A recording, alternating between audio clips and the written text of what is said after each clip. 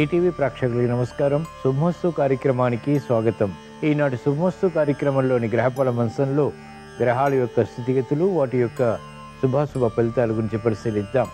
అలాగే ఈరోజు ద్వాదశ రాశుల వారికి అదృష్ట సంఖ్య, అదృష్ట వర్ణం, ప్రతికూల గ్రహాల దోష నివృత్తికై ఎటువంటి పరిహారాలు పాటించాలి అనేటువంటి విషయాలు తెలుసుకుందాం. ఈరోజు స్థిరవారం లేదా శనివారం, శని యొక్క పరిపాలన పూర్తిగా ఉంటుంది. ఈరోజు మరో ప్రత్యేకత మాఘశుద్ధ పౌర్ణమి. దీన్నే మహామాఘి అంటాం. ఈ పౌర్ణమి రోజు ఎటువంటి విధి విధానాలు పాటించాలి, ఎటువంటి నియమాలు పాటించాలి అనేటువంటి విషయాలు సూర్యస్తంభంలో తెలుసుకుందాం. ముందుగా నేటి పంచాంగ వివరాలు. శ్రీ శోభకృతు నామ సంవత్సరం, ఉత్తరాయణం, శిశిర ఋతువు, మాఘమాసం.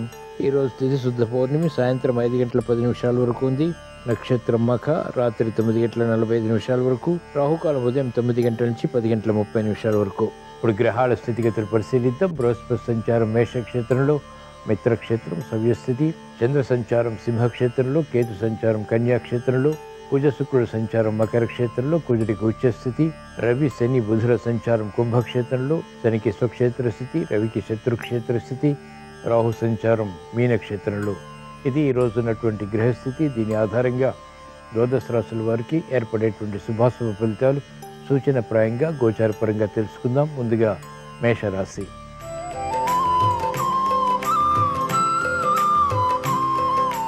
ఈరోజు మేషరాశి వారి ఫలితాన్ని పరిశీలించినట్లయితే సవ్యమైనటువంటి ఆలోచన విధానంతో కార్యక్రమాలు చేపట్టి విజయాలు సాధించగలుగుతారు. స్థిరమైనటువంటి నిర్ణయాలు తీసుకోగలుగుతారు. అభివృద్ధి కొనసాగుతుంది. ఆర్థికపరమైనటువంటి కార్యకలాపాల్లో ప్రోద్బలం లభిస్తుంది.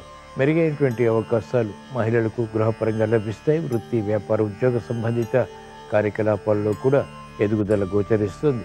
కార్యక్రమ నిర్వహణలో నైపుణ్యం వ్యాపార రంగం వారు కలిగి ఉంటారు. వివిధ రకాల కార్యక్రమాలు ఒకేసారి చేపట్టి విజయాలు కూడా సాధించగలుగుతారు. ఆర్థిక బలం పెరుగుతుంది. మంచి అవకాశాలు న్యాయవాద వృత్తి వారు సద్వినియోగపరచుకోగలుగుతారు. ఆశాజనకమైనటువంటి వాతావరణం ఆర్థికంగా వైద్య వృత్తి వారికి బలపడుతుంది. చేపట్టినటువంటి కార్యక్రమాలు విద్యార్థులకు ఉపకరిస్తాయి. ఈరోజు మేషరాశి వారు ప్రతికూల ప్రభావాన్ని దూరం చేసుకుని లేదా ఎదుర్కొని అనుకూలంగా మరల్చుకుని ఇంకా మంచి విజయాలు సాధించడానికి శ్రీ వెంకటేశ్వర స్వామిని దర్శించడం, స్మరించడం, పూజించడం శ్రేయస్కరం. తద్వారా ప్రతికూల ప్రభావాన్ని నియంత్రించగలుగుతారు. మానసిక క్లేశాలు కనుమరుగవుతాయి. పరిస్థితులు చక్కబెట్టుకుని ఉత్తమ విజయ సాధనకై చేసేటువంటి ప్రయత్నాల్లో విజయాలు పొందగలుగుతారు. ఈరోజు మేషరాశి వారి అదృష్ట సంఖ్య 5. ఈరోజు మేషరాశి వారి అదృష్ట వర్ణం తెలుపు.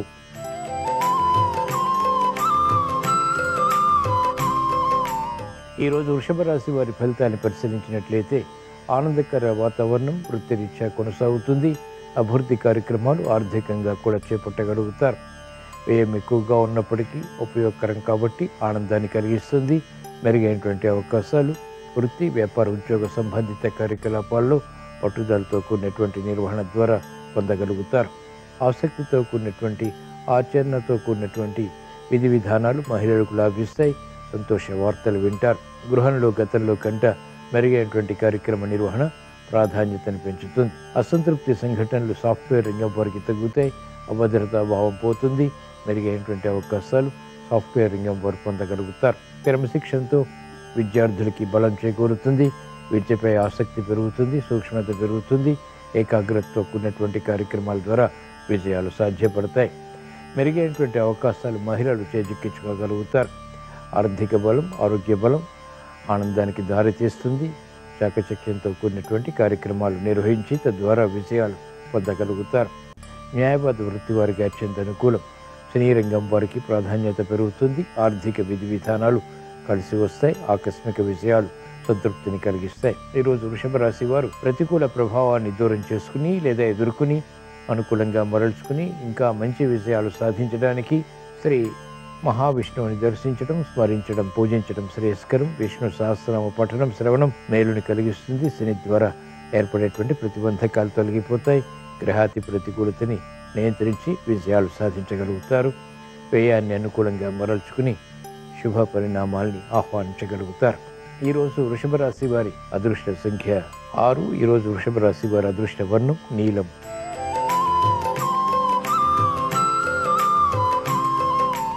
ఈరోజు మిథున రాశి వారి ఫలితాన్ని పరిశీలించినట్లయితే విదేశీ పర్యటనలో ఆటంకాలు చోటు చేసుకుంటాయి. ఆరోగ్య విషయంలో చిరు సమస్యలు తలెత్తుతాయి.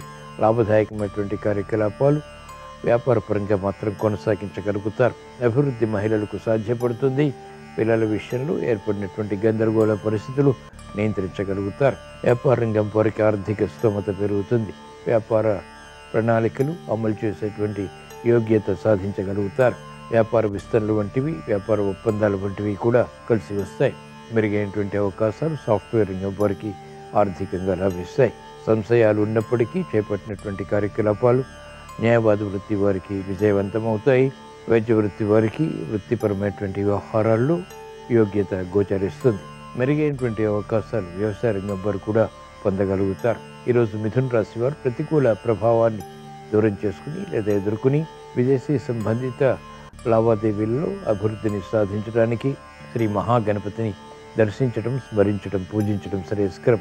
గణపతి ఉపనిషత్తు పఠనం శ్రవణం మేలుని కలిగిస్తుంది. ఆకస్మిక విపత్కర పరిస్థితులు నియంత్రించగలుగుతారు. తద్వారా విజయాలు సాధ్యపడతాయి. ఈరోజు మిథున రాశి వారి అదృష్ట సంఖ్య 8. ఈరోజు మిథున రాశి వారి అదృష్ట వర్ణం నీలం.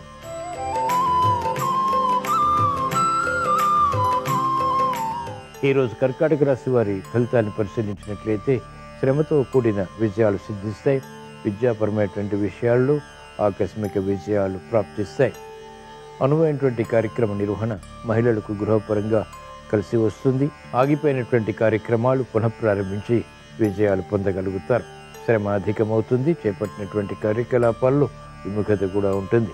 అనుకోని సంఘటన ద్వారా ఏర్పడినటువంటి ప్రతికూల ప్రభావం వ్యాపార రంగం వారికి సమస్యలుగా మారుతుంది. అభివృద్ధి కార్యక్రమాలు మహిళలు వెంటనే చేపట్టలేకపోతారు.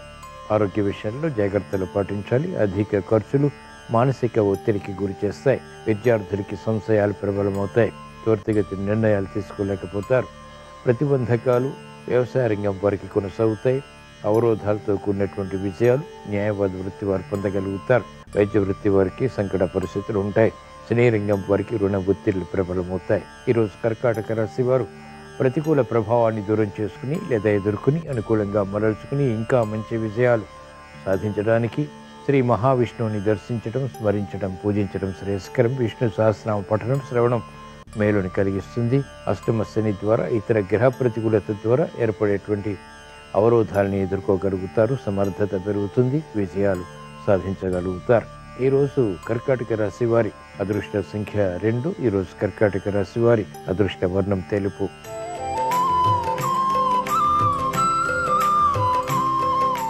ఈరోజు సింహరాశి వారి ఫలితాన్ని పరిశీలించినట్లయితే ఆర్థిక సంబంధిత లావాదేవీలు కలిసి వస్తాయి.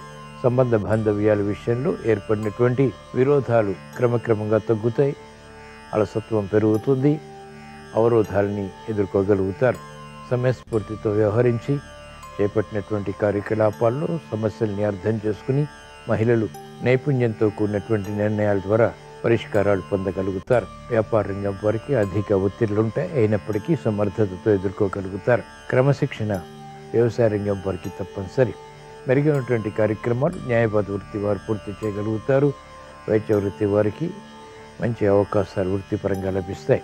ప్రశంసలు శాస్త్రజ్ఞులకి లభిస్తాయి. చేపట్టినటువంటి కార్యక్రమాలు సాఫ్ట్వేర్ రంగం వారికి లభిస్తాయి. ఈరోజు సింహరాశి వారు ప్రతికూల ప్రభావాన్ని దూరం చేసుకుని లేదా ఎదుర్కొని అనుకూలంగా మరల్చుకుని ఇంకా మంచి విజయాలు సాధించడానికి ఈశ్వర ఆరాధన, ఈశ్వర స్మరణ, ఈశ్వరాభిషేకం వంటి ప్రక్రియలు ఉపకరిస్తాయి. తద్వారా వేగవంతమైనటువంటి విజయాలు సాధ్యపడతాయి.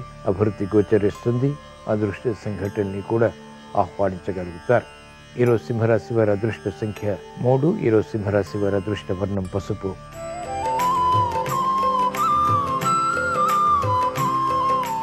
ఈరోజు కన్యారాశి వారి ఫలితాన్ని పరిశీలించినట్లయితే ఆర్థిక వ్యవహారాల్లో అలజడి ఉన్నప్పటికీ నెగ్గుకు రాగలుగుతారు. పరిస్థితులు తారుమారైనప్పటికీ క్రమశిక్షణతో కూడినటువంటి నిర్ణయాల ద్వారా వాటిని ఎదుర్కోగలుగుతారు. సవ్యంగా తిరిగి మామూలు పరిస్థితులు పొందగలుగుతారు. కార్యక్రమ నిర్వహణలో నైపుణ్యం కొనసాగుతుంది. విపత్కర పరిస్థితులు అనుకూలంగా మరల్చుకోగలుగుతారు. అవమానకర సంఘటనల్ని అనుకూలంగా మరల్చుకుని విజయాలు సాధించగలుగుతారు. కోర్టు సంబంధిత వ్యవహారాల్లో విజయాలు ప్రాప్తిస్తాయి. న్యాయవాద వృత్తి వారికి అత్యంత అనుకూలం. వ్యవసాయ రంగం వారికి కూడా అత్యంత అనుకూలం. వైద్య వృత్తి వారికి ఆశించినటువంటి ప్రయోజనాలు వృత్తిపరంగా లభిస్తాయి. ఎదురు చూస్తున్నటువంటి వార్తలు మహిళలకు ఇంపును కలిగిస్తాయి. ఆశాజనకమైనటువంటి వాతావరణం సాఫ్ట్వేర్ రంగం వారికి ప్రారంభమవుతుంది. చేపట్టినటువంటి కార్యక్రమాలు ప్రోత్సాహాన్ని ఉపాధ్యాయ వృత్తి వారికి కలిగిస్తాయి. రాజకీయ రంగం వారికి అనుకూలం. ఈరోజు కన్యా రాశి వారు ప్రతికూల ప్రభావాన్ని దూరం చేసుకుని లేదా ఎదుర్కొని అనుకూలంగా మరల్చుకుని ఇంకా మంచి విజయాలు సాధించడానికి శ్రీకృష్ణ పరమాత్మని దర్శించడం, స్మరించడం, పూజించడం శ్రేయస్కరం. భగవద్గీత పఠనం, శ్రవణం మేలుని కలిగిస్తుంది. అష్టమ బృహస్పతి ద్వారా ఇతర గ్రహ ప్రతికూలత ద్వారా ఏర్పడేటువంటి సమస్యలు వేగవంతంగా పరిష్కరింపబడి ప్రశాంతత పొందగలుగుతారు, విజయాలు సాధించగలుగుతారు. ఈరోజు కన్యా రాశి వారి అదృష్ట సంఖ్య 8. ఈరోజు కన్యా రాశి వారి అదృష్ట వర్ణం ఆకుపచ్చ. శుభమస్తు కార్యక్రమంలో స్వల్ప విరామం.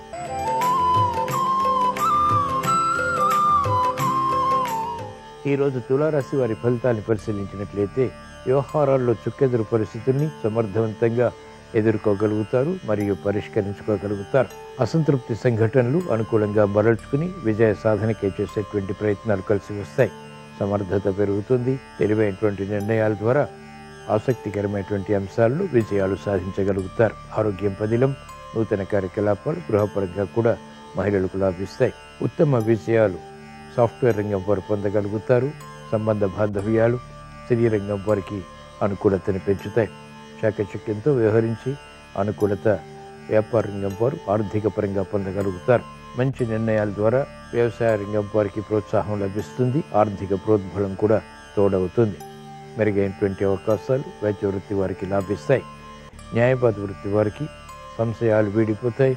సమర్థత పెరుగుతుంది. స్థిరమైనటువంటి కార్యాచరణ ద్వారా ఆశించినటువంటి ప్రయోజనాలు విజయాలు సిద్ధిస్తాయి.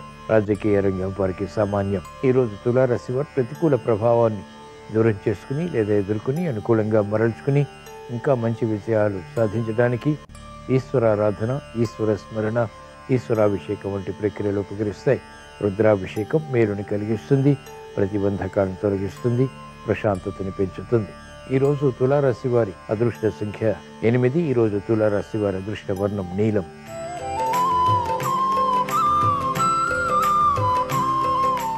ఈరోజు వృశ్చిక రాశి వారి ఫలితాన్ని పరిశీలించినట్లయితే ఆర్థిక వ్యవహారాల్లో అలజడి ఉన్నప్పటికీ నెగ్గుకు రాగలుగుతారు. సంశయాలు ప్రబలమవుతాయి. అసంతృప్తి సంఘటనలు ఉంటాయి. విరోధాలు కూడా ప్రబలమవుతాయి. అయినప్పటికీ ఎదుర్కోగలుగుతారు. మహిళలు ఆరోగ్య విషయంలో జాగ్రత్తలు పాటించాలి. అసంతృప్తి సంఘటనలు వృత్తి, వ్యాపార, ఉద్యోగ సంబంధిత కార్యకలాపాల్లో కొనసాగుతాయి. విద్యార్థులకి కఠిన పరీక్షలుంటాయి. నేర్పరితనంతో కూడినటువంటి నిర్ణయాలు వ్యాపార రంగం వారికి తప్పనిసరి. శత్రుత్వాలు ప్రబలమైనటువంటి సంఘటనలు వ్యాపారపరంగా కొనసాగుతాయి. మెరుగైనటువంటి అవకాశాలు వ్యవసాయ రంగం వారు మాత్రం సద్వినియోగపరచుకోగలుగుతారు. వైద్య వృత్తి వారికి అభివృద్ధి గోచరిస్తుంది. న్యాయవాద వృత్తి వారికి మెరుగైనటువంటి కార్యక్రమ నిర్వహణ ద్వారా వృత్తిలో ఆదాయాన్ని పెంపొందింప చేసుకునేటువంటి మార్గాలు సులభతరమవుతాయి. కార్యక్రమ నిర్వహణలో రాజకీయ రంగం వారికి వైఫల్యాలు ప్రబలమవుతాయి. ఆశాజనకమైనటువంటి వాతావరణం క్రీడా రంగం వారికి కొనసాగుతుంది. సాఫ్ట్వేర్ రంగం వారికి అధిక ఒత్తిళ్లు ఉన్నప్పటికీ అనుకూలంగా మరల్చుకుని విజయాలు సాధించగలుగుతారు. ఈరోజు వృశ్చిక రాశి వారు ప్రతికూల ప్రభావాన్ని దూరం చేసుకుని లేదా ఎదుర్కొని అనుకూలంగా మరల్చుకుని ఇంకా మంచి విజయాలు సాధించడానికి శ్రీకృష్ణ పరమాత్మని దర్శించడం, స్మరించడం, పూజించడం శ్రేయస్కరం. భగవద్గీత పఠనం, శ్రవణం మేలుని కలిగిస్తుంది. గ్రహాతి ప్రతికూలతని ఎదుర్కోగలుగుతారు. ఆశించినటువంటి ప్రయోజనాలు సాధించగలుగుతారు. ఈరోజు వృశ్చిక రాశి వారి అదృష్ట సంఖ్య 2. ఈరోజు వృశ్చిక రాశి వారి అదృష్ట వర్ణం తెలుపు.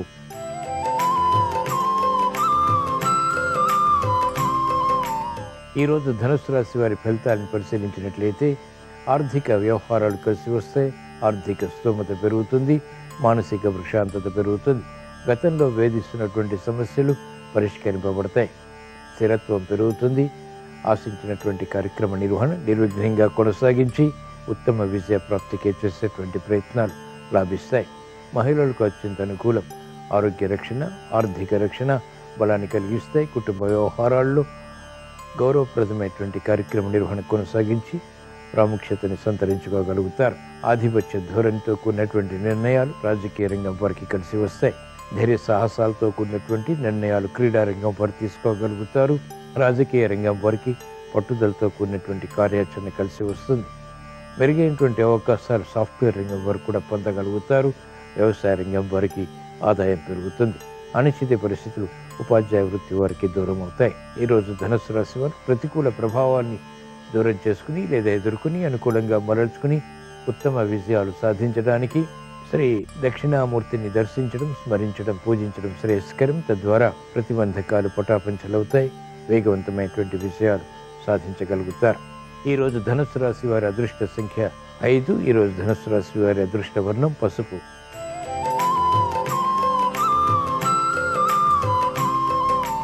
ఈరోజు మకర రాశి వారి ఫలితాన్ని పరిశీలించినట్లయితే శ్రమకి గురయ్యేటువంటి సంఘటనలు వేదనను కలిగిస్తాయి. అనిశ్చిత పరిస్థితులు ఆర్థికంగా కొనసాగుతాయి. పట్టుదల పెరుగుతుంది. ఆగిపోయినటువంటి కార్యకలాపాలు పునఃప్రారంభించి విజయ సాధనకే చేసేటువంటి ప్రయత్నాల్లో మెల్లమెల్లగా విజయాలు సాధ్యపడతాయి. అనిశ్చిత పరిస్థితులు ఆర్థిక పరంగా వ్యాపార రంగం వారికి కొనసాగుతాయి. అయోమయ పరిస్థితులు కూడా ఉంటాయి. గతంలో ఆగిపోయినటువంటి కార్యకలాపాల్లో లోపాలు వెలుగులోకి వస్తాయి. కార్యక్రమ నిర్వహణకే సామర్థ్యం తగ్గుతుంది. శ్రమ అధికమవుతుంది. చేపట్టినటువంటి కార్యకలాపాల్లో విముఖత కూడా ఉంటుంది. నిస్సహాయ పరిస్థితులు వ్యాపార రంగం వారికి కొనసాగుతాయి.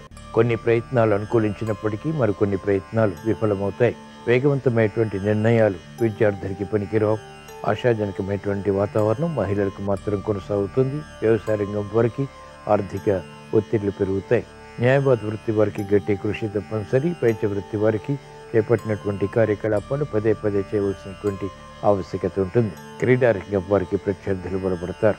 ఈరోజు మకర రాశి వారు ప్రతికూల ప్రభావాన్ని దూరం చేసుకుని లేదా ఎదుర్కొని అనుకూలంగా మరల్చుకుని ఏలినాటి శని ద్వారా ఇతర గ్రహ ప్రతికూలత ద్వారా ఏర్పడేటువంటి అపవాదులు దూరం చేసుకుని విజయాలు సాధించడానికి శ్రీ వెంకటేశ్వర స్వామిని దర్శించడం, స్మరించడం, పూజించడం శ్రేయస్కరం. తద్వారా ఆగిపోయినటువంటి కార్యక్రమాలు పునఃప్రారంభించి విజయాలు సాధించగలుగుతారు. మానసిక ప్రశాంతత పెరుగుతుంది. అయోమయ పరిస్థితులు కనుమరుగవుతాయి. అవరోధాలను ఎదుర్కోగలుగుతారు. విఘ్నాన్ని జయించగలుగుతారు. ఈరోజు మకర రాశి వారి అదృష్ట సంఖ్య 8. ఈరోజు మకర రాశి వారి అదృష్ట వర్ణం నలుపు.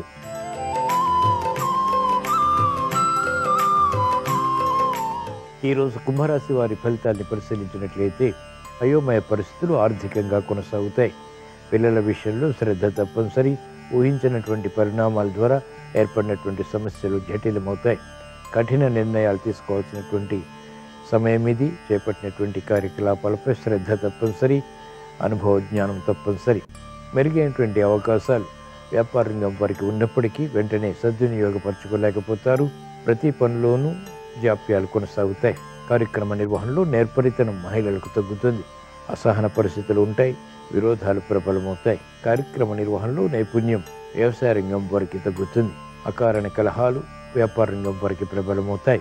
చేపట్టినటువంటి కార్యకలాపాల్లో విముఖత న్యాయవాద వృత్తి వారికి ఉంటుంది. వైద్య వృత్తి వారికి పోటీ పెరుగుతుంది. మెరుగైనటువంటి కార్యక్రమ నిర్వహణ రాజకీయ రంగం వారు కొనసాగించలేకపోతారు. విమర్శలకి గురయ్యేటువంటి సంఘటనలు వేధిస్తాయి. ఈరోజు కుంభరాశి వారు ప్రతికూల ప్రభావాన్ని దూరం చేసుకుని లేదా ఎదుర్కొని అనుకూలంగా మరల్చుకుని ఇంకా మంచి విజయాలు సాధించడానికి ఈశ్వరారాధన, ఈశ్వర స్మరణ, ఈశ్వరాభిషేకం వంటి ప్రక్రియలు ఉపకరిస్తాయి. ఈరోజు కుంభరాశి వారి అదృష్ట సంఖ్య 8. ఈరోజు కుంభరాశి వారి అదృష్ట వర్ణం నీలం.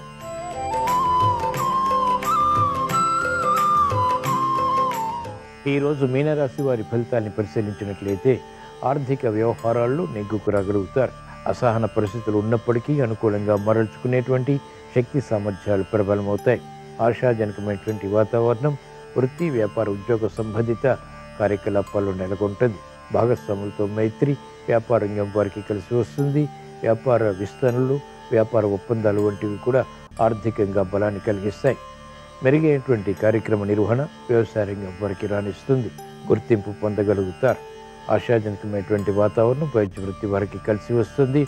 న్యాయవాద వృత్తి వారికి నైపుణ్యం పెరుగుతుంది. సమర్థతతో కూడినటువంటి నిర్ణయాలు రాజకీయ రంగం వారు తీసుకోగలుగుతారు. వ్యయం ఎక్కువగా ఉన్నప్పటికీ ఆదాయాన్ని కూడా సమాంతరంగా పెంపొందింప చేసుకునేటువంటి అవకాశాలు అన్ని రంగాల వారికి దగ్గరవుతాయి.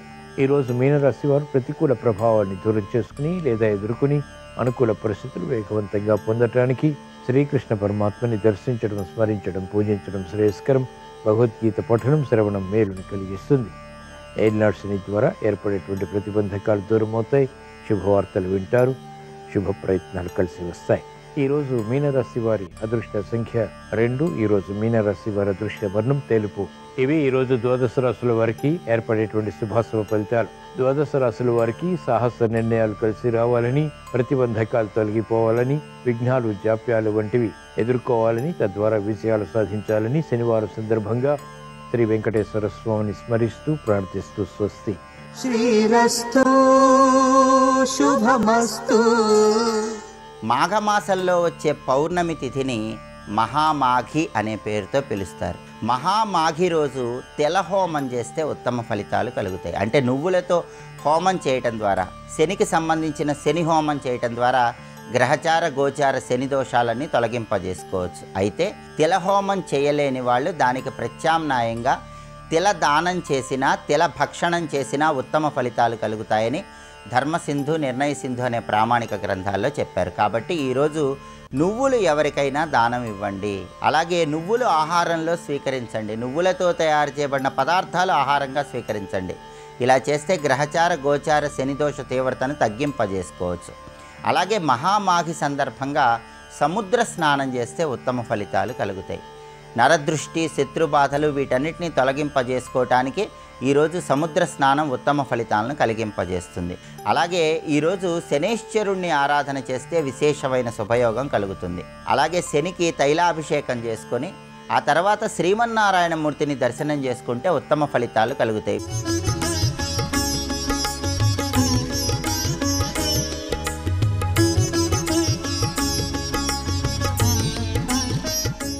శుభమస్తు కార్యక్రమంలో అదృష్ట జాతకం అంశానికి స్వాగతం. ఈరోజు మాఘ పూర్ణిమ, మహామాఘి అంటారు. ఈ రోజున గనక సముద్ర స్నానం గనక ఆచరించినట్లయితే మనిషిని పట్టి పీడిస్తూ ఉన్నటువంటి దృష్టి దోషాలన్నీ కూడాను పటాపంచలైపోతాయి అని చెప్పేసి శాస్త్రం. దివ్యవంతమైన శక్తి సంపన్నత శరీరానికి ఆపాదించుకోవటానికి సముద్ర స్నానం అనేటువంటిది ఎంతగానో సహకరిస్తుంది. సముద్ర స్నానం చేయటానికి ముందుగానే ఇంటిలో చన్నీటి స్నానం ఆచరించి సముద్ర స్నానానికి బయలుదేరాలి. అలా బయలుదేరేటప్పుడు చేతిలో కరక్కాయ అనేటువంటిది ఉంచుకోవాలి. ఆ కరక్కాయని సముద్రంలోకి వేసిన తర్వాతనే సముద్ర స్నానం ఆచరించాలి. సముద్ర స్నానం చేయటానికి వీలు కాని వారు ఇంటిలోనే తాము స్నానం చేసేటువంటి నీటిలో కొద్దిగా కల్లుప్పు వేసుకొని స్నానం ఆచరించవచ్చు. ఇక అదృష్ట జాతకుల యొక్క ప్రభావరీత్యా అరచేతిలో అదృష్టం చాలా చక్కగా అందరం కూడా తెలుసుకోవచ్చు. ఈ అదృష్ట జాతకరీత్యా ఈ చేతి వేళ్ల కింది భాగాన ఉన్నటువంటి గ్రహచార గతుల యొక్క ప్రభావాన్ని అంచనా వేసుకుంటూ చక్కగా అవగాహన చేసుకోవాలి. ఈ మధ్యవేలు శనిగ్రహానికి సంబంధించినదిగా శాస్త్రం తెలియజేస్తోంది. ఈ యొక్క శనిగ్రహానికి సంబంధించిన ఈ వేలు దీని కింది భాగాన ప్రసరించేటువంటి రేఖల సముదాయం వ్యక్తి యొక్క అభ్యున్నతమైన స్థితిగతులకు నిదర్శనం. ఈ రేఖల్లో గనక పైకి పాకుతూ ఉన్నట్టు గనక ఉన్నట్లయితే ధనరేఖ అనేక రీతుల్లో సంపాదన సాగుతుంది.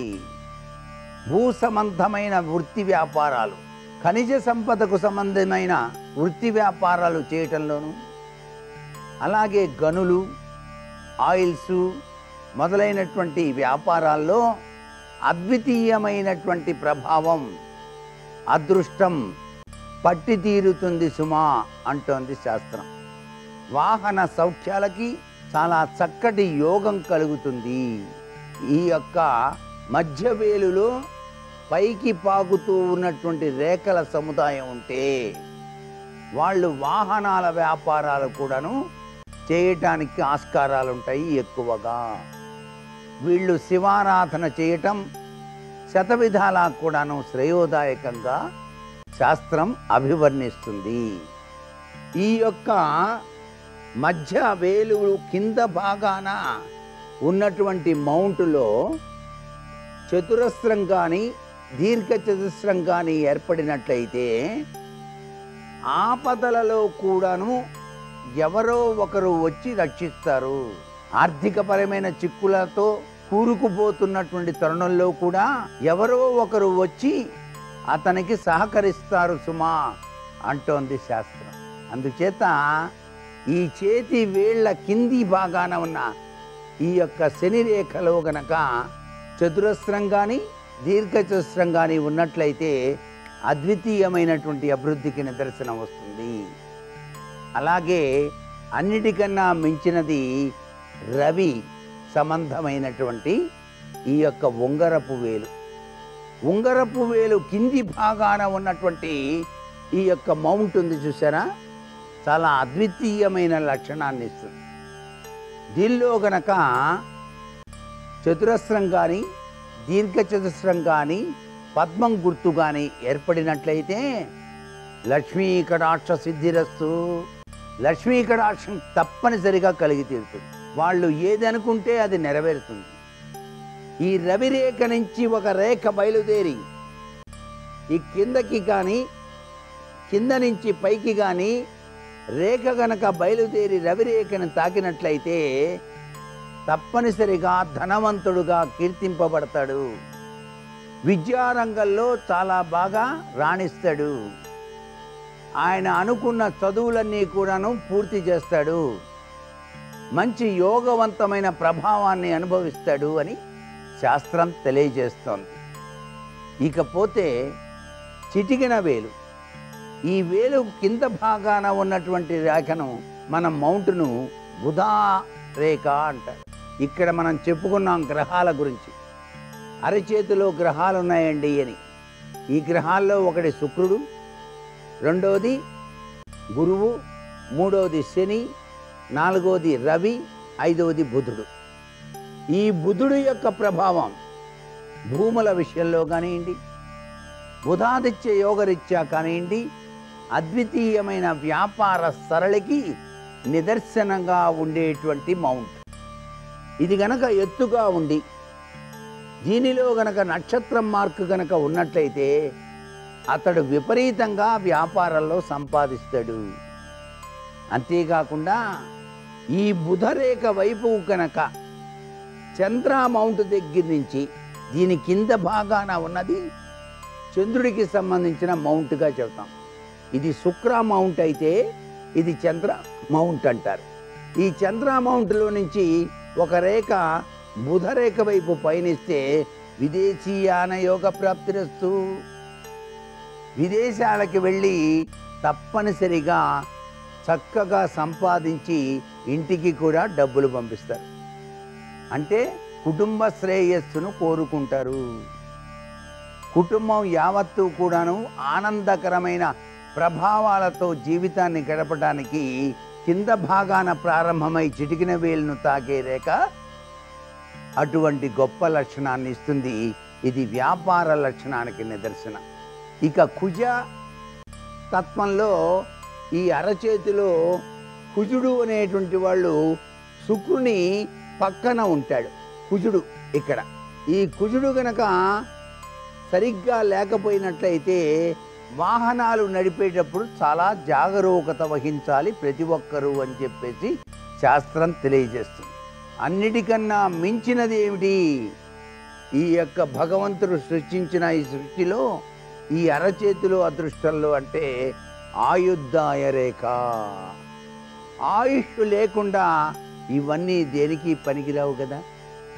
అందుకనే ఆయుష్ అనేటువంటిది ఈ యొక్క గురుగ్రహ తత్వరీత్యా ఈ యొక్క చూపుడు వేలు కింద భాగం నుంచి శుక్ర మౌంట్ కింద వరకు కనుక ఉన్నట్లయితే సంపూర్ణ ఆయుష్, ఆరోగ్యము అని చెప్పేసి చెప్తాం. అందుకే అదృష్టాన్ని ఎవరు ఆపలేరండి అంటారు. మరికొన్ని ముఖ్య విషయాలు రేపటి శుభమస్తు కార్యక్రమంలోని అదృష్ట జాతక అంశాల్లో తెలుసుకుందామా? మరి సర్వే జనా సుఖినో భవంతు.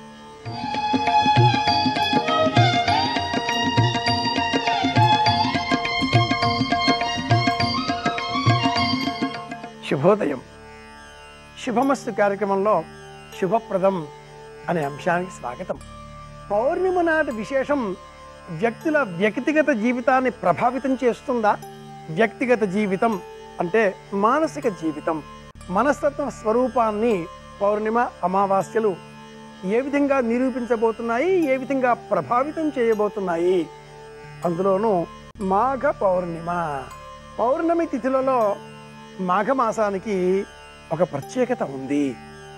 అఘము అంటే పాపము అని అర్థం, మాఘము అంటే పాపము లేనటువంటిది. అలా పాపము లేనటువంటి మాసములో వచ్చే పౌర్ణమి నాడు సముద్ర స్నానం చేస్తే ఎవరు చేసినా అలాంటి వారికి మానసిక బలం ఇనుమడిస్తుంది, ఉత్సాహం రెట్టింపు అవుతుంది, మనోబలం పెరుగుతుంది, వాక్కు శుద్ధి, వాక్కు సిద్ధి అనే రెండూ కూడా ఉనగూరుతాయి అంటుంది శాస్త్రం. జీవితం శుభప్రదంగా కొనసాగాలి అంటే రోజువారీ కార్యక్రమాలలో ఏ విధంగా రాశి ఫలాలు, ఏ విధంగా రోజువారీ కార్యక్రమాలు ఉంటాయి తెలుసుకున్నాక, ఇంటిలో ఏ విధంగా ఏ రూపంలో ఏ విధమైన వస్తు సామాగ్రి ఎక్కడెక్కడ ఉండి ఇంటి వస్తు సంబంధించిన విషయాలన్నీ కూడా, వాస్తవ విషయాలన్నీ కూడా, వాస్తవికత విషయాలన్నీ కూడా ఎలా ఉండాలి తెలుసుకున్న తర్వాత అవన్నీ కూడా మనం పాటిస్తూ ఉండగా మరికొన్ని విశేషాంశాలు కూడా జీవితాన్ని శుభప్రదంగా మార్చుకునే నిమిత్తమై ఆచారాలు సంప్రదాయాల పేరిట, అలాగే వాటికి సంబంధించినటువంటి పరిహారాలు పరిష్కారాల రూపంలో మనం అనుసరించిన ఎడల జీవితం తప్పక శుభప్రదంగా కొనసాగుతుంది. ఆ కొనసాగింపబడేటటువంటి నేపథ్యంలో పౌర్ణిమ నాడు పాటించవలసిన విధులు, ఆచారాలలో పాటించవలసిన పరిహారాలలో, అనుసరించవలసిన పరిష్కార మార్గాలలో అతి ముఖ్యమైనది సముద్ర స్నానం. నదులను స్త్రీ రూపంలోనూ స్త్రీలింగ రూపంలోనూ, సముద్రుడిని పుంరూపంలోనూ పుంలింగ రూపంలోనూ సంబోధించడం ఆర్ష సంప్రదాయం. సముద్రుడు అని మనం సంబోధన చేస్తూ ఉంటాం. అనేక నదులు, నదములు తమ ప్రవాహ వేగాలకు అనుకూలంగా మార్గంలో అనేక ఓషధులను తమలో కలుపుకొని, అనేక సారాంశాలను సారములను తమలో ఇముడ్చుకొని, ఆ సారమంతా కూడా సముద్రంలో లీనం అయ్యే విధంగా ఉరుకులు పరుగులతో వచ్చి ఆ సముద్రుడిలో ఐక్యం కావడంతో సముద్రుడు విశేషమైనటువంటి శక్తి సామర్థ్యాలను కలిగి ఉంటాడు. ఆ శక్తి సామర్థ్యాలకు అనుగుణంగా సముద్రంలో ఉండేటటువంటి నీరు పౌర్ణిమ నాడు హెచ్చు తగ్గులకు లోనవుతుంది.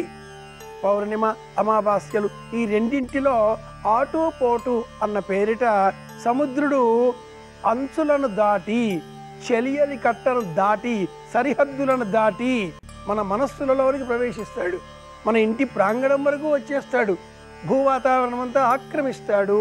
అనగా మన మనస్సు రెట్టించిన ఉత్సాహంతో ఉంటుంది. చంద్రుడు సముద్రంలోంచి ప్రాదుర్భావం చెందినట్లుగా పురాణాలు అభివర్ణిస్తాయి.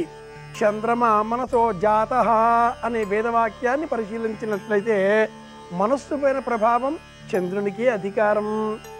ఈ నేపథ్యంలో పౌర్ణిమ నాడు చంద్రుని ప్రభావం అధికంగా ఉన్న కారణం చేత మనస్సు ఉరుకులు పరుగులు పెడుతూ ఉంటుంది.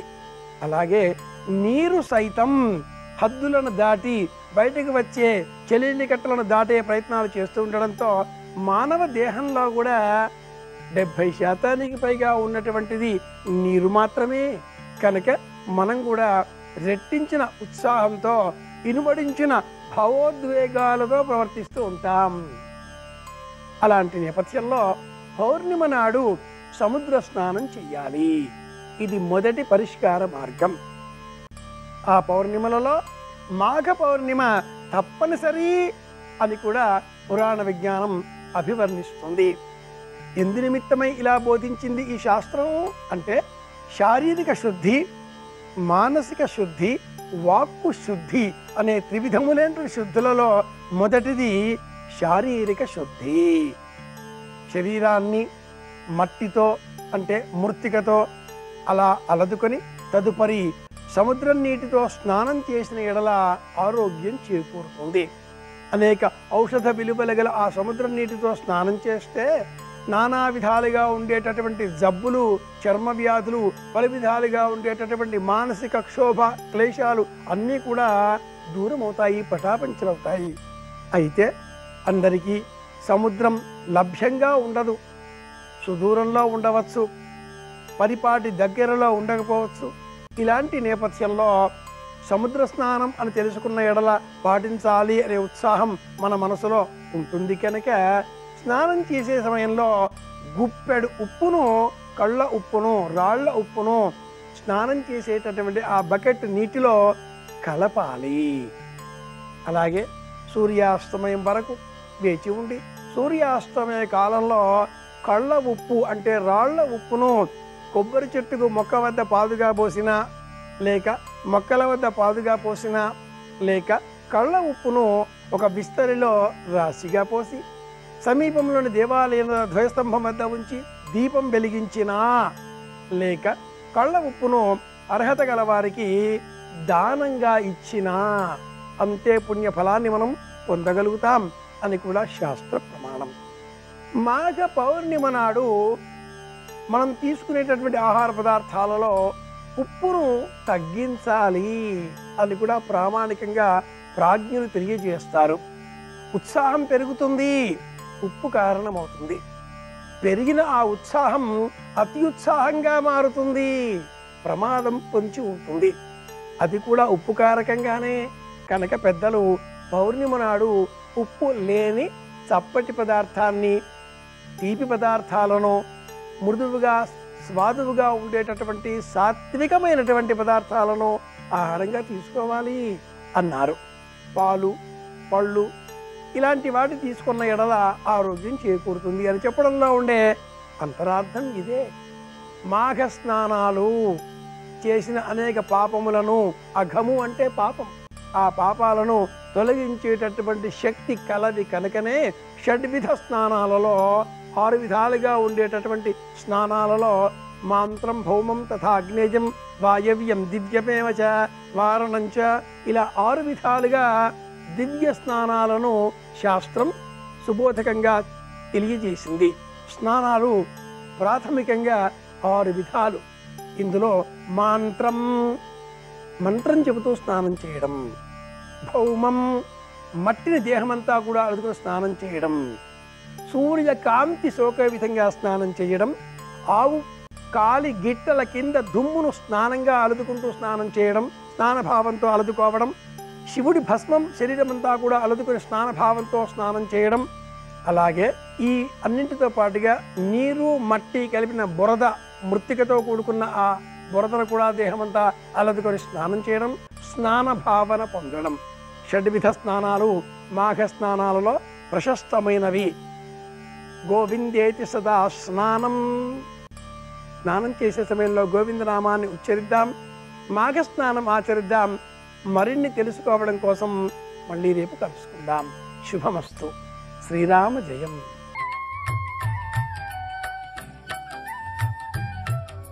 దినకరా శుభకరా దేవా దీనాహార తిమిర సంహార దినకరా శుభకరా.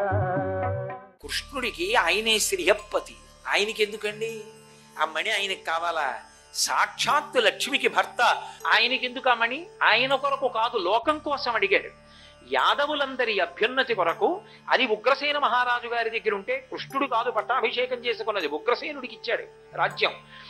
ఉగ్రసేనుడికి ఆ మణి దొరికితే రత్నహారీచ పార్థివ అని లోకంలో పేరు. అమూల్యమైన మణులుంటే రాజు దగ్గర ఉండాలి అని. అవి ప్రజల యొక్క క్షేమానికి ఉపయోగపడతాయని శమంతక మణిని ఉగ్రసేనుడికి ఇమ్మన్నాడు. కానీ ఆ మణిని లోకోపకారానికి ఇవ్వడానికి సత్రాజిత్ ఒప్పుకోలేదు సరిగదా. కృష్ణుని యందు దుష్టమైన భావన చేశాడు. చిన్నప్పటి నుంచి చోరుడు, ఆ ఇంట ఈ ఇంట దూరి వెన్న దొంగిలించిన వాడు ఈ మణిని తస్కరిస్తాడేమో అని భయపడ్డాడు. ఎప్పుడైతే ఆయనకి అంతఃశౌచం పోయిందంటే మనసులో సరి అయినటువంటి పవిత్రమైన భావన లేదు. ఇప్పుడు ఈ మణి ఎక్కడ తన దగ్గర ఉంటే కృష్ణుడు అపహరిస్తాడోనన్న బెంగతో తమ్ముడు ప్రసేనుడికి ఇచ్చాడు. ఆ ప్రసేనుడు మెడలో వేసుకుని వేటాడడానికి వెళ్ళాడు. వేటాడడానికి వెళ్ళినప్పుడు కృష్ణుడు కూడా వెళ్ళాడు. వెళ్ళినప్పుడు ప్రదోష వేళ దాటిపోయింది. ఆ రోజు భాద్రపద శుక్ల చవితి. ఆయన చంద్రుడి వంక చూశాడు. ఎందుకని? ప్రసేనుడు కనపడలేదు, తన నుంచి విడిపోయాడు. ఎందుకు విడిపోయాడు అంటే ప్రసేనుడు శరీర శోధన చేయవలసి వచ్చింది కాబట్టి ఆయన శరీర శోధన కోసం వెళ్ళాడు.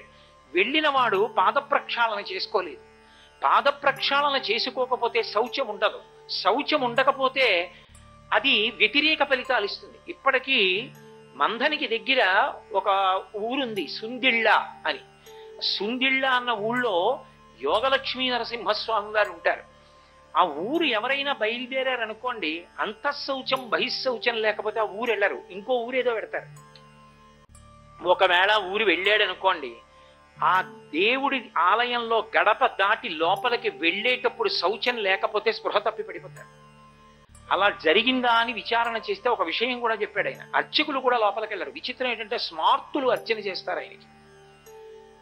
ఆ దేవాలయంలోకి వెళ్ళాలి అంటే అంత శౌచములుంటేనే లోపలికి రాణిస్తాడు ఆయన. అంతంత శక్తివంతమైన దేవాలయాలు ఇప్పటికీ ఉన్నాయి. ఇప్పటికీ పరమేశ్వర స్వరూపాలు అటువంటివి ఉన్నాయి. కాబట్టి బహిశౌచం లేదు. ఎప్పుడైతే శరీర శోధన చేసి పాద ప్రక్షాళనం చేయలేదో ఆయనకి శౌచం పోయింది. శౌచం పోగానే ప్రదోష వేళ దాటినప్పుడే దాటగానే సింహం వచ్చి ప్రసేనుండి కొట్టేసి ఆ శమంతకమణిని నోట కరుచుకుంది. ఈలోగా కృష్ణుడు చీకటి పడిపోయిందని చూశాడు. చంద్రుడి వెలుతురు సరిపోవట్లేదు, చవితి నాటి తిథి. ఇప్పుడు చీకట్లో ఏం వెతుకుతాం, రేపొచ్చి వెతుకుతామని ఇంటికి వెళ్ళిపోయాడు. అప్పుడు చూశాడు చవితి చంద్రుణ్ణి. విష్ణు పురాణం అలా చెప్పింది. ఆకాశంలో చంద్రుణ్ణి ఎప్పుడు చూశాడు అంటే ప్రసేనుడితో వేటకెళ్ళినప్పుడు చూశాడు అని. ఇంటికొచ్చి మరునాడు ఉదయమే పరిగెత్తాడు. ఎందుకనంటే భయం వేసింది.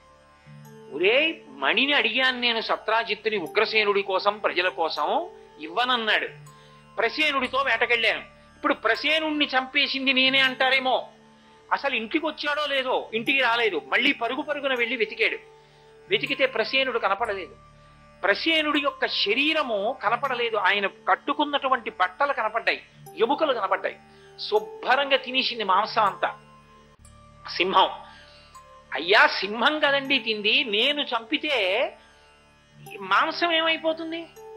శరీరంలో సప్తధాతువుల్లో ఎముకలే ఎందుకుంటాయి? అందాం అనుకున్నాడు అనుకోండి.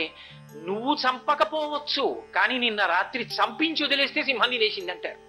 ఇప్పుడు అవతల వాడి మీద అపనింద వెయ్యాలన్నది ఒక్కటే లక్ష్యం అనుకోండి, ఎన్నైనా వెతుక్కోవచ్చు. కాదనుకోండి చిత్తశుద్ధితో ఎలా అయినా బతకచ్చు కదూ. కాబట్టి ఇప్పుడు ఏం చెప్తే కృష్ణుడు నమ్ముతారు వాళ్ళు? అసలు నమ్మడానికి అసలు స్థితి అంటూ ఉంటే కదా మనసులో. కాబట్టి ఇప్పుడు కృష్ణుడు ఎలా తన రుజుత్వాన్ని, బాబోయ్ నేను ఈ దొంగచనం చేయలేదని ఎలా నిర్ధారించుకోవాలి? ఎందుకు వచ్చింది ఈ శాపం? ఎందుకు వచ్చింది నీలాపనింద? అన్ని లోకములను విహారం చేస్తూ విఘ్నేశ్వరుడు చంద్రలోకానికి వెళ్ళాడు. చంద్రుడికి కించిత్ అహంకారం. లోకంలో ఎప్పుడైనా అందమైన వాళ్ళని వర్ణించవలసి వచ్చిందనుకోండి, చంద్రవదన పూర్ణచంద్రముఖి అని వర్ణిస్తూ ఉంటారు. అందగత్తెల్ని చెప్పవలసి వస్తే నాతో పోలుస్తారు. ఇంత అందగాండని ఆయనకు అతిశయం. విఘ్నేశ్వరుడు గుజ్జు రూపుడు, పెద్ద లంబోదరం, బొజ్జ అవి ఉంటాయి. పైకి అలా కనపడినా లోపల చంద్రబింబం అంత చల్లతనం ఉన్నవాడు, లోకానుగ్రహ కారకుడు, విఘ్న వినాశకుడు. ఆయనది ఆంతరమైన అందం, చంద్రుడిది బాహ్యమైన అందం. బాహ్యమైన అందం చేత అహంకారం ఉన్నవాడు విఘ్నేశ్వరుడిని చూసి పక్కున నవ్వాడు. విఘ్నేశ్వరుడు చూసి అన్నాడు, ఒరే నీ అందం చేత నీకు అహంకారం వచ్చింది. అహంకారానికి ఈశ్వరుడిచ్చిన విభూతి పనికి రాకూడదు. నీతో అందరినీ పోలుస్తున్నారని కదా పకపక నవ్వావు నన్ను చూసి. ఇకపైన ఎవరైనా నీ వంక చూస్తే వాడికి నీలాపనిందలు వస్తాయన్నారు. కాబట్టి చీకటి పడేటప్పటికీ అమ్మ బాబోయ్ విఘ్నేశ్వర శాపం, ఈ చంద్రుడు కనపడతాడో ఏమిటో అని ఇలా అడ్డు పెట్టుకుని ఈయనొకడు చీకటి పడేటప్పటికి వచ్చేస్తాడని చూడేవారు. ఇలా అందరూ ఆయన్ని చూడకుండా ఇలా అడ్డు పెట్టుకుంటుంటే ఇంకా చూసేవాడెవడు, వర్ణించేవాడెవడు? ఆయనకి సిగ్గేసింది. చిచి నేను వస్తే ఎంత రాకపోతే ఎంతని సముద్రంలోకి వెళ్ళిపోయాడు. లోకంలో చంద్రబింబం లేదు. ఇది జరగడానికి ముందు చూశాడు కృష్ణుడు. అందుకొచ్చింది నీలాపనింద. అప్పటికి లోకంలో ఎవరు చూడటం లేదు. కానీ చంద్రుడు లేకపోతే ఓషధీతత్వం ఉండదు. సూర్యకిరణములు చంద్రుడి మీద పడి చంద్రుడి నుంచి సుధాకిరణములై ఓషధీతత్వం ఇవ్వాలి. లోకానికి ఇబ్బంది వచ్చింది. ఋషులందరూ వెళ్ళి విఘ్నేశ్వరుణ్ణి ప్రార్థించారు దేవతలను. అయ్యా ఓషధీతత్వం ఆగిపోయింది, నువ్వు చంద్రుణ్ణి శపించావు ఎలాగన్నారు. ఒరే నేను శాపం అంటే ఇచ్చాను, ఎందుకు ఇచ్చాను? అహంకారం చూపించాడు కాబట్టి. పశ్చాత్తాపడితే క్షమించేస్తానన్నాడు. సముద్రం దగ్గరికి వెళ్ళి చెప్పారు, చేసిన తప్పు ఎలాగో చేసావు, దాక్కోవడం కూడా ఎందుకు, బయటికి వచ్చి క్షమించమని ఒక్క మాట చెప్పు. మహాత్ముల కోపం గడ్డి మంట, ఎంతసేపు ఉంటుంది? క్షమించమని ఒక్క మాట చెప్పు, చేసిన తప్పు పోతుంది అక్కడతో. చంద్రుడు గబగబా వచ్చాడు, వచ్చి విఘ్నేశ్వరుడి దగ్గర తప్పు ఒప్పుకున్నాడు. అసలు తప్పు ఒప్పుకోగానే క్షమించాను పో అన్నాడు.